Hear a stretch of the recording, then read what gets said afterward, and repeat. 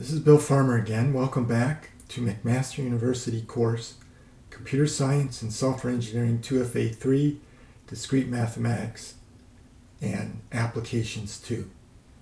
We're continuing with the second topic of the course, Recursion and Induction, and today we're going to talk about Ordinal Recursion and Induction.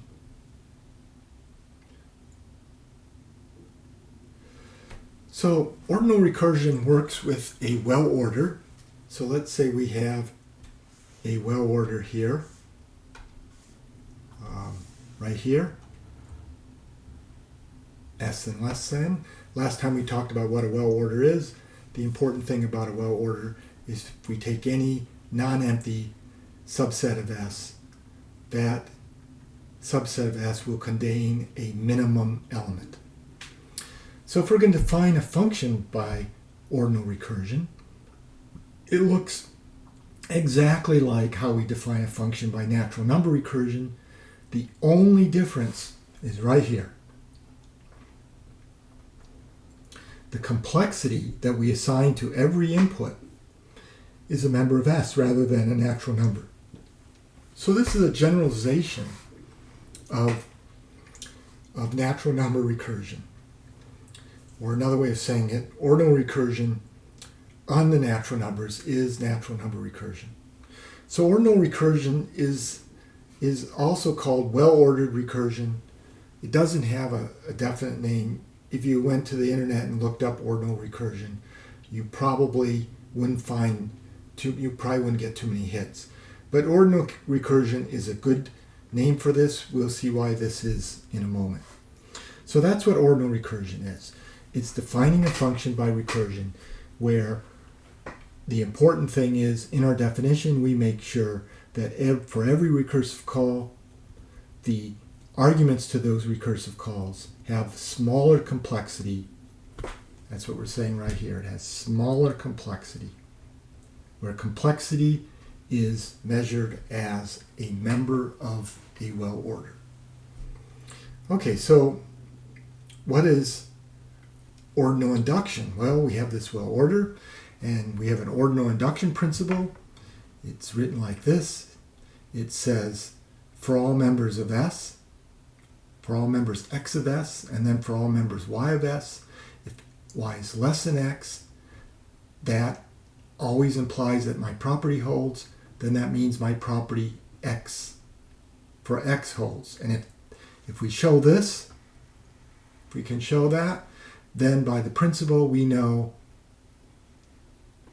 that the property holds for all members of S. And the ordinal induction principle for the natural numbers, remember the natural numbers with less than is a well order, is this.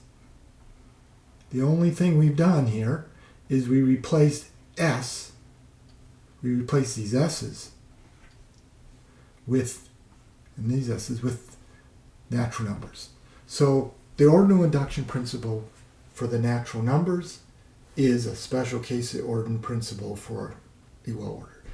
Now the remarkable thing about what I have in this box is that this is exactly strong induction.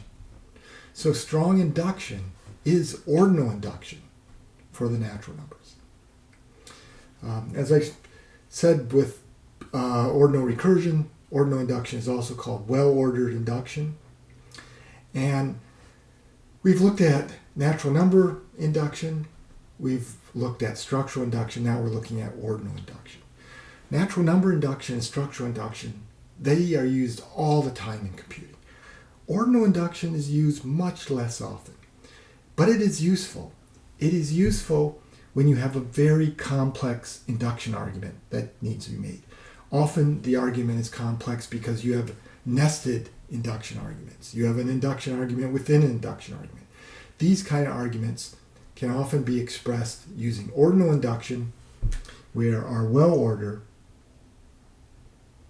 here is for a suitable ordinal.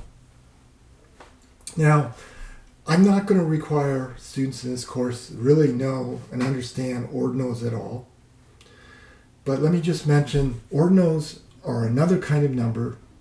They are numbers for counting sets, and we can counting members of a set, and even counting members of an infinite set. So the ordinals start the finite ones are the natural numbers. We have an infinite number. Then we have the first infinite ordinal, omega, then omega plus 1, and these keep going. So what I'm going to do now is I'm going to talk a little bit about ordinals. This is all optional. Students in the course do not need to understand this. Ordinals are very important, but they're also very confusing to most people. The reason they're confusing is because we're used to thinking of, most people are used to thinking of a set of things, and sometimes they may think of a set of things where the things are sets, and maybe in rare cases they have a set of sets of sets. With ordinals, we have sets of sets of sets of sets of sets. We have sets that the members are sets, and their members are sets, and their members, and this goes very deeply. And this is not easy to keep your head around. So for the next 3 slides, I'm going to say a bunch of important things about ordinals, but again, this is completely optional material. So an ordinal is a set where we can order it by the membership, set membership relation, and it's a set such that every member of the set is also a subset of the set. Now this may seem a little strange, but this is what ordinals are. So it's a set of sets, you can say, and every member of the set is a subset of the set. And we can show, based on this definition, that if beta is an ordinal and alpha is a member of beta, then alpha is an ordinal itself. And if alpha and beta are ordinals and A is a subset of beta, then A is a member of beta. And that means, alpha is a member of beta, and that means alpha is an ordinal. And so instead of writing this, A is a member of B, we'll write this. Alpha is a member of beta. We'll write alpha is less than beta. So to say that alpha is less than beta means that alpha is a member of beta. And as I just explained before, the natural numbers are finite ordinals, and they're defined like this. 0 is the empty set, and then n plus 1 is the set of n union the member of n. So for instance, 1, what does 1 equal? It equals the empty set union 0. And 2 equals the set 0, which is 1, union 1, which equals 0, 1. Now omega is a set of all finite ordinals. Omega, you can also think, is as the set of the natural numbers. So the set of the natural numbers is the first infinite ordinal. And ordinal induction for omega with less than is strong induction. And an ordinal induction principle for gamma of less than, where gamma is some ordinal bigger than omega, this is called transfinite induction. Now, I said that I'm calling this kind of induction ordinal induction. Transfinite induction is a little more common, but I don't like transfinite induction because it's only for ordinal induction for infinite ordinals, not for finite ordinals. So I think ordinal induction is a better name. Okay, so if we take all the ordinals, and they can be ordered, all the ordinals together, which I'm using this symbol here, blackboard O, they form, the collection of all ordinals is a well order itself. And this set of all the ordinals includes the natural numbers, and it's included in the surreal numbers. Now the surreal numbers is a really cool mathematical structure. It's the largest largest ordered field. So if we look at it like this, the natural numbers are included in the integers are included in the rationals, rationals are included in the reals. The reals are included in what are called the hyperreals, and the hyperreals are included in the surreals. And the natural numbers are also included in the ordinals, and the ordinals are included in the surreal numbers. Now, the ordinals are important because for every well order, there is some ordinal such that this well order and the well order that we get with that ordinal are isomorphic. They basically have exactly the same structure. So for this reason, we can think of all well orders as being created using ordinals. And gamma is called the order type of this well order. So every well order has an order type which is an ordinal. So when we're looking at the whole world of well orders, we can classify all of these by ordinals. Okay, so here are some order types. So if we had the set of if we take the omega, which is the set of the natural numbers, it's the order type for this well order. We already talked about that. If we take omega plus omega, that's the set of these ordinals, 0, 1, 2, 3, and 4, and so forth, and then omega plus 0, which is omega plus 1, omega plus 2. That's the order type for a well order like the one we've talked about before, like this one. Now omega times omega, it's going to be the set where we take the union of omega times 0, which is 0, omega times 1, which is omega times 2, omega times 3. We take the union of all of those. That's the order type of another well order we've seen. The natural numbers cross the natural numbers with lexicographical order. And then omega to the omega, it's the set of omega 0, omega 1, omega 2, omega 3, all of those. That's the order type of S, where S is a set of omega, base omega numerals, where less than is numeric order. So a base omega numeral would be something like this. This would be a digit, followed by a digit, followed by a digit. So that would be a base omega numeral. So when I compare this number with another number that has, so this has 3 digits. I might have, when I compare these two, this one is all, they're both of the same length. So that means, so now I look at these. So this number is bigger than 2. And so this one is bigger than that. The last example is one of my favorite numbers, epsilon 0. It's a union of 1, omega, omega to the omega, omega to the omega to the omega, and omega to the omega to the omega to the omega, and so forth. It is the order type of S less than, where S is a set of finite rooted trees, and less than is a kind of lexicographical order. Now, I'm not going to go into a lot of detail about this, but finite rooted trees are a special type of directed graph. They look like this. We have a root, and we have a number of branches, and each of these can have any number of branches, but the branches are always finite.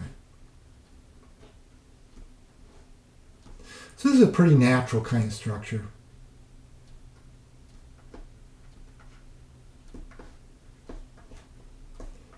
That's an example of a rooted finite tree. So if we want to order these, we can order them. We can well order them. They are well ordered. And their order type is this ordinal, which is called epsilon 0. And epsilon 0 has this very curious property. Epsilon 0 equals omega to the epsilon 0. Okay, so that's enough about ordinals. It gives you a sense. Wait, something happened here. I don't know what caused that. That's enough about ordinals. I want to emphasize 2 points. What I said about ordinals today is not required, it's optional. Ordinal induction is something you do need to know about. The importance of order induction is it allows us to do very complicated arguments by induction. Okay, so here is an example, the Ackerman function. So the Ackerman function is a very famous function. I'm going to show you what is not the original version of the Ackerman function, but it's a simpler function. It's a function on the natural numbers. It takes 2 natural numbers, gives back a natural number. Here's how it's defined. The first argument is 0. We return 1 more than the second argument. If the second argument is 0, we apply the Ackerman function by recursion to the first argument minus 1, and the second argument will be 1. And if m and n are both bigger than 0, then we return the Ackerman function applied to m minus 1, and the second argument is Ackerman function applied to m and n minus 1. So the question is, does this even make sense? Well, it looks like this recursive call, things are getting smaller because m minus 1 is getting smaller. Same way here, but this recursive call, this recursive call, things seem to be getting smaller because n minus 1 is getting bigger. But this, let me use a different color. This number here, there's no reason to believe that is smaller than m and n. In fact, it's going to be a lot bigger than m and n. So if we're going to try to analyze this with natural number we're going to think about this using natural number induction. It's very hard to understand how this even makes sense.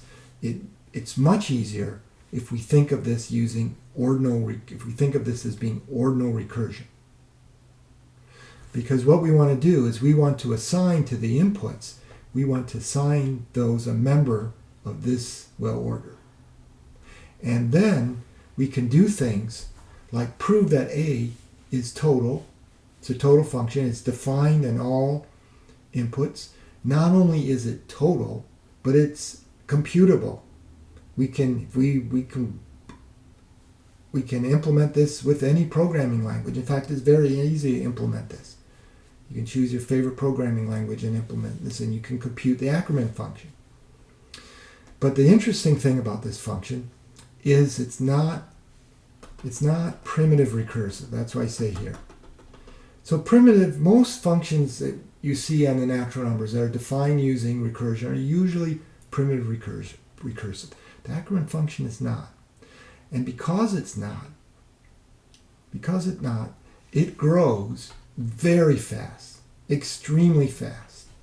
In fact, people use the Ackerman function as sort of a test to see when you want to test with a function that grows fast, you use the Ackerman function. To give you an example how fast it grows, A applied to 4 and 3 equals this number. 2 to the 2 to about something over 65,000 minus 3. It's a gigantic number. That's only A to the 4 and 3. A to the 4 and 4 is much, much bigger. Okay, so in some cases we do need ordinal induction. We need ordinal induction when we have complicated recursions. We need ordinal recursion when we have complicated recursions. We need ordinal induction when we have complicated induction arguments to be made. But most of the time, when you're using recursion and induction, you'll be using natural number recursion or structural recursion. Okay, so we're going to stop here. Thank you very much.